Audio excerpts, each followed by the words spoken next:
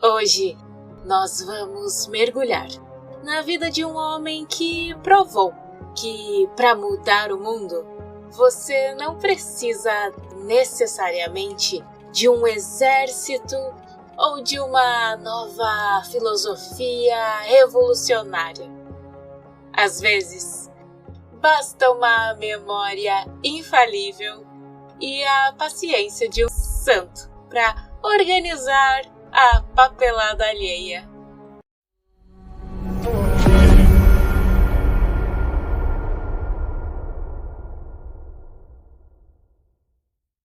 Olá, monges de sofá!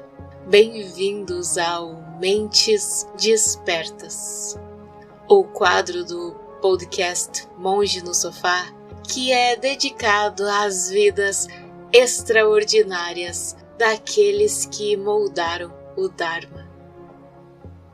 Aqui abrimos as portas para as histórias reais e às vezes quase impossíveis dos mestres que mantiveram a chama da sabedoria acesa através dos séculos. São vidas que atravessam continentes, filosofias, provações e renascimentos. São vozes que ainda ecoam porque tocaram aquilo que não envelhece. Sente-se. Respire comigo e permita que cada episódio seja como acompanhar o caminhar de uma mente que se tornou livre.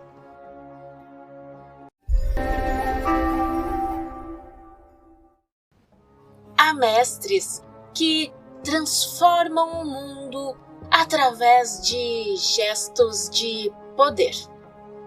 E há outros que transformam com o poder das palavras. Não necessariamente das suas, mas daqueles que vieram antes, as polindo como joias esquecidas, até que o seu brilho original ofusque o tempo. Buddhaghosa foi o mestre supremo dessa arte.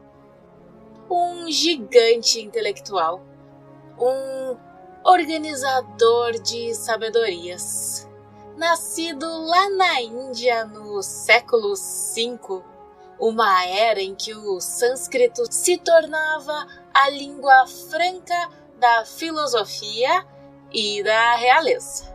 Mas ele escolheu outro caminho. Buddhaghosa, com sua elegância característica, escolheu o Pali. A língua que, segundo a tradição, o próprio Buda falou, e que Buddhaghosa considerava a raiz de todas as línguas. Afinal, por que é que você deve se contentar com o dialeto da corte quando se pode falar a língua do iluminado? Seu nome, dado a ele por seus mestres, significa literalmente a voz do Buda. Buddhaghosa. Não é pouca coisa. E ele fez jus a cada sílaba. Vocês vão ver só. Ele não se via como um criador, mas como um eco. Um tradutor do silêncio dos antigos para a limitada linguagem humana. A sua missão não era inovar, mas preservar. E, ao fazer isso, ele definiu o budismo Theravada para os milênios seguintes. Então, se preparem, que esta é a história do homem que viajou para uma ilha lendária, enfrentou testes divinos com a calma reservada àqueles que sabem que são brilhantes, e construiu um mapa da mente humana tão preciso que ainda hoje guia o passo de milhões.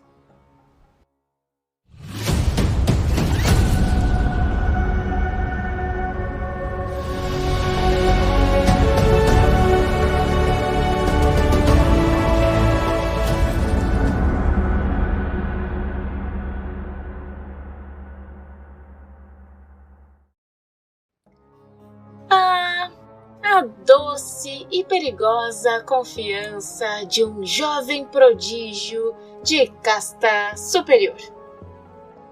É o cenário perfeito para uma lição de humildade que apenas o Dharma sabe proporcionar.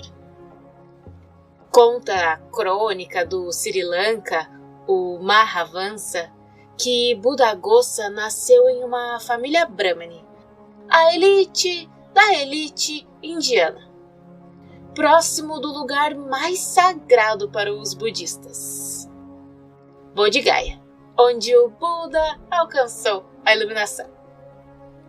Desde jovem, ele era assim uma espécie de prodígio, que provavelmente corrigia os erros gramaticais de seus professores em pensamento. Um mestre dos Vedas, sabem? As escrituras sagradas do hinduísmo? Pois é, a sua mente era uma fortaleza de lógica. E ele viajava pela Índia, invicto em debates filosóficos, defendendo a visão de sua tradição com uma eloquência que silenciava os oponentes. Basicamente, ele era daquele tipinho que não apenas vencia, mas deixava o oponente questionando se deveria mesmo ter saído de casa naquele dia. Mas o destino, esse insolente e cruel, tem um senso de humor peculiar. E aí, um dia, ele encontrou um oponente diferente. Um simples monge budista chamado Revata.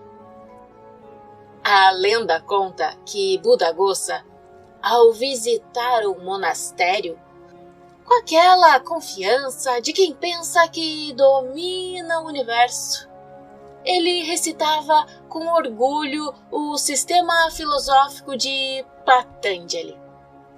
O ancião Revata, ouvindo aquela exibição de erudição, teria perguntado com uma provocação cortante e uma ironia finíssima: quem é este que está balindo como um asno?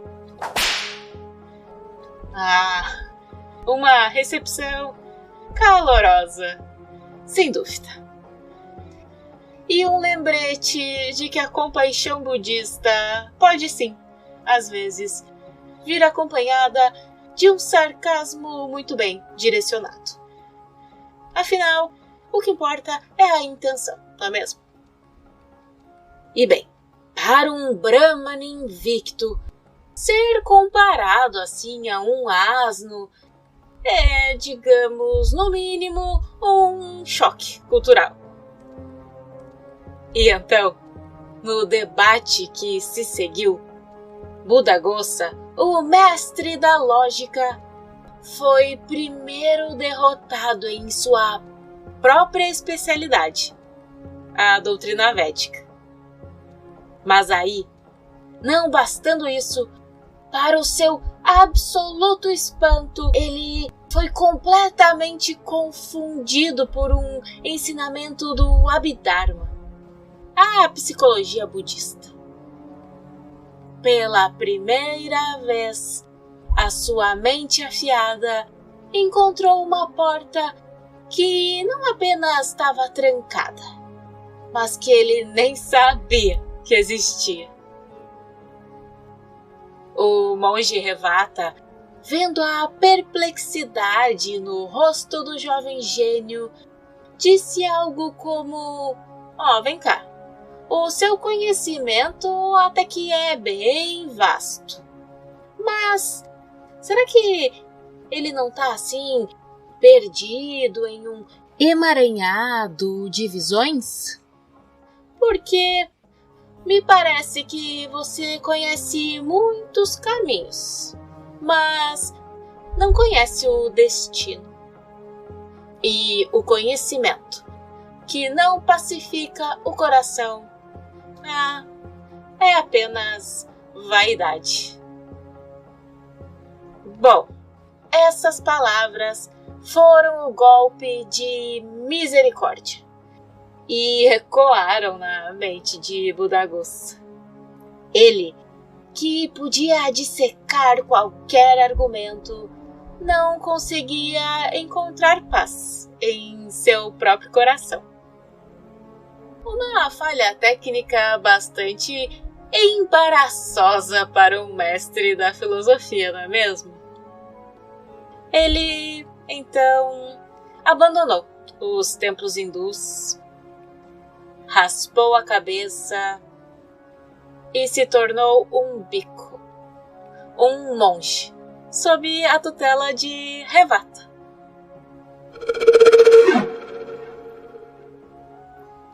Mesmo antes de sua maior missão, a genialidade de Buddhaghosa já era evidente. Ainda na Índia, ele escreveu obras super importantes como O Despertar do Conhecimento e o Atasalini, um comentário profundo sobre um dos textos do Abhidharma. Ele mergulhou no estudo do Tipitaka, o cânone budista, e logo percebeu que muitos dos comentários originais, os Atakatas, que explicavam os ensinamentos mais profundos, haviam se perdido na Índia. No entanto, a lenda dizia que eles ainda existiam, preservados em uma língua antiga, o singalês, lá na ilha de Lanka. Foi então que a missão de Buddhaghosa se tornou clara. Revata, com a sabedoria de quem sabe delegar grandes tarefas, o instruiu a ir ao Sri Lanka para traduzir esses tesouros de volta para o pai. Tudo isso para o benefício de todos os seres. E assim, com a bênção de seu mestre, ele partiu em uma jornada que apenas mudaria a história do budismo.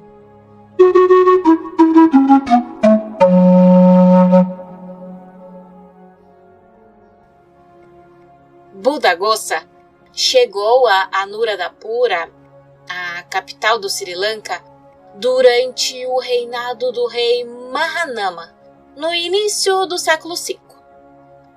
E ele foi para o Mahavihara, o grande monastério, que por séculos havia sido o coração pulsante da tradição Theravada. Ali, ele encontrou um tesouro inimaginável. Uma vasta coleção de comentários antigos, os Srila Atthakatha, escritos na língua singalesa e preservados em incontáveis folhas de palmeira. A tarefa dele era colossal.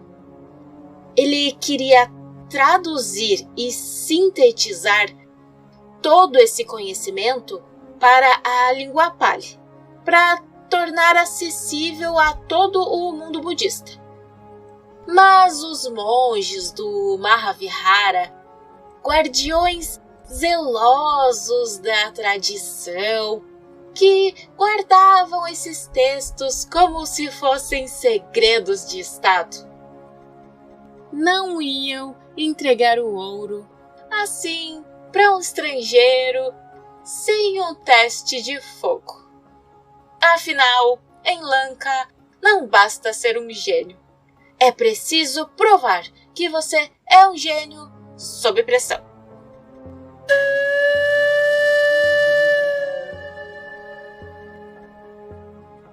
Os anciãos, então, lhe deram apenas 2 versos do cânone e disseram: mostre-nos sua habilidade.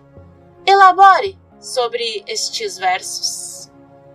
Buda-Gosa, provavelmente segurando um risinho assim de quem já sabia o resultado, aceitou o desafio. Ele se retirou e, em resposta, compôs a sua obra-prima, um tratado enciclopédico que se tornaria a espinha dorsal do pensamento Theravada, o Visuddhimagga, o caminho da purificação, que não é apenas um texto, é uma enciclopédia da libertação, dividida em 3 jornadas que organizam a bagunça da mente humana. Um verdadeiro mapa da libertação. Um manual completo da mente, dividido em 3 grandes jornadas. Primeiro, Sila, a virtude, a disciplina ética que acalma as águas turbulentas da conduta. Segundo, Samadhi, a concentração, onde a mente, antes dispersa, aprende a se focar com a precisão de um laser através de 40 técnicas de meditação meticulosamente descritas. E terceiro, Pana, a sabedoria, a visão penetrante, que finalmente corta a raiz da ilusão do eu, revelando a natureza impermanente e interconectada de toda a realidade. O Visuddhimagga não é apenas teoria, é um guia prático, escrito como se Buda-Gosa estivesse segurando a mão do discípulo, o conduzindo passo a passo, o guiando pelos labirintos da mente com uma clareza cirúrgica.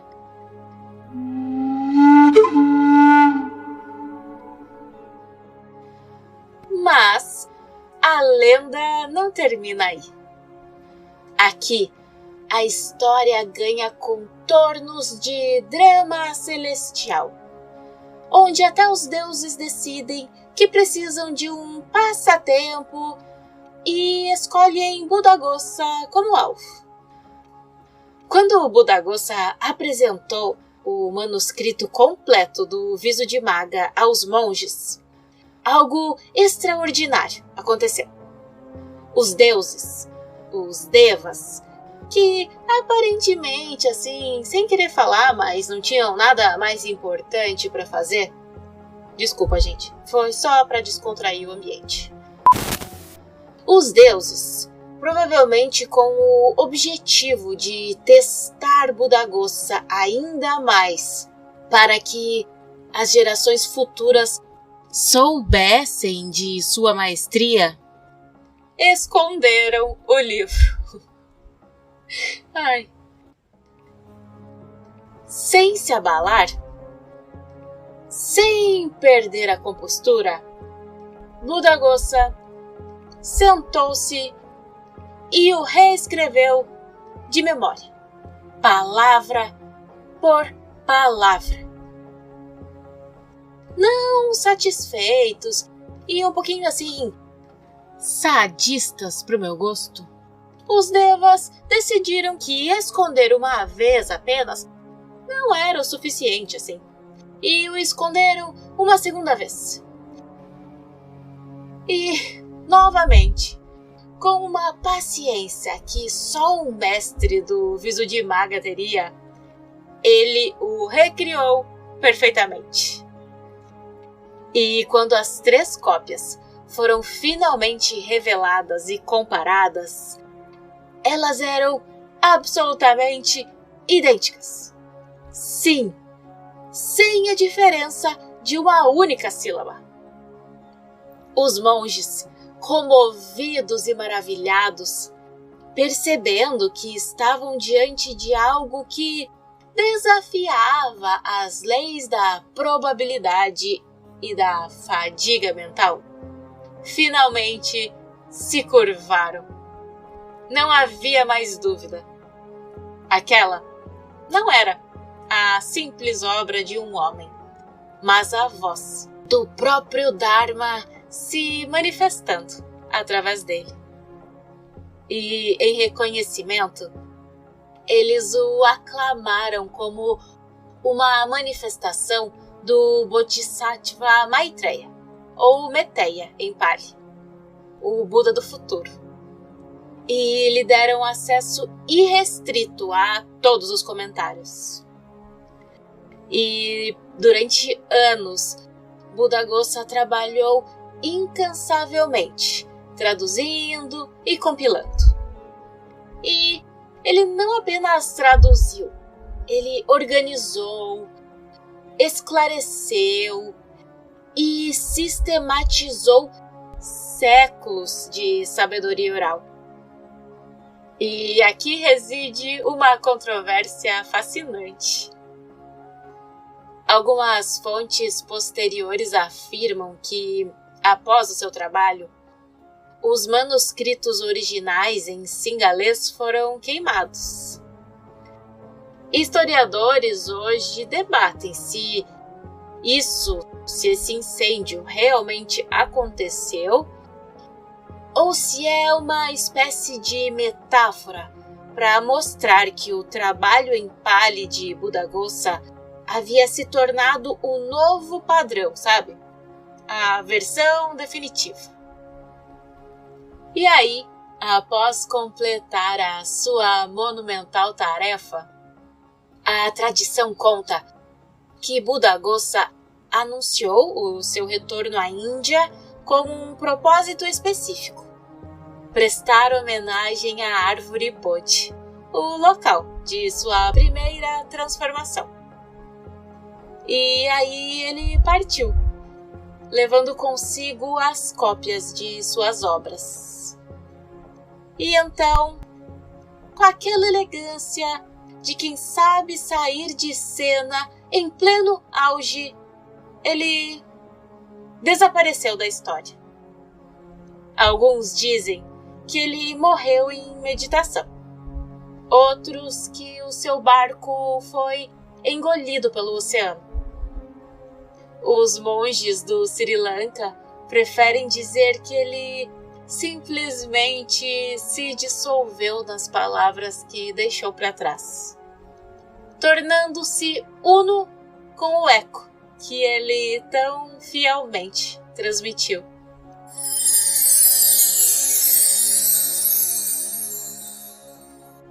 Mais de 1500 anos depois, o Visuddhimagga e os comentários de Buddhaghosa ainda são a base do estudo e da prática em todos os países onde predomina o budismo Theravada.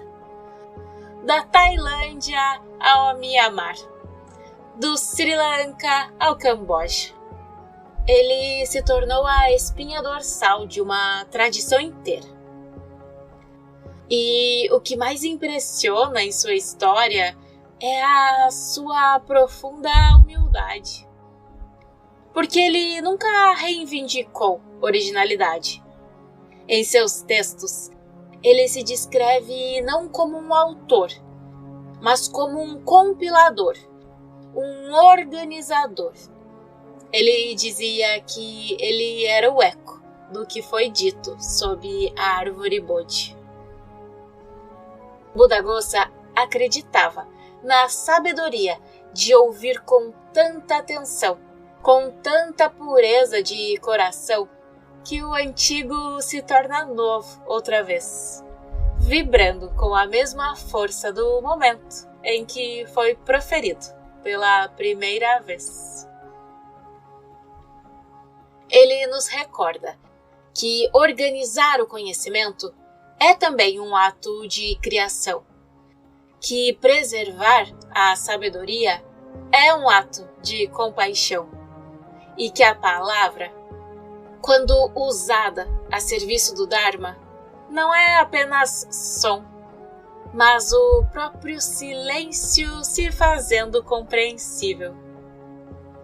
Um espelho para quem deseja ver a própria mente com nitidez e ternura.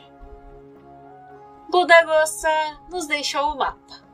Agora, cabe a nós decidirmos se vamos continuar perdidos ou se vamos seguir a voz do Buda.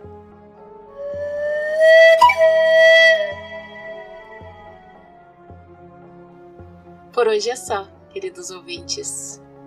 Este episódio faz parte da série Mentes Despertas, uma jornada pelas vidas, visões e paradoxos dos grandes mestres que moldaram o caminho budista.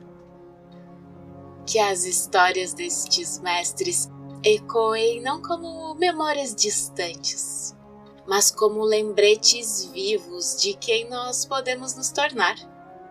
Obrigada por caminhar comigo por mais um trecho da linhagem do Dharma. Ele atravessa séculos porque encontra abrigo em mentes como a sua. Nos vemos no próximo domingo, com outra vida extraordinária que iluminou o mundo.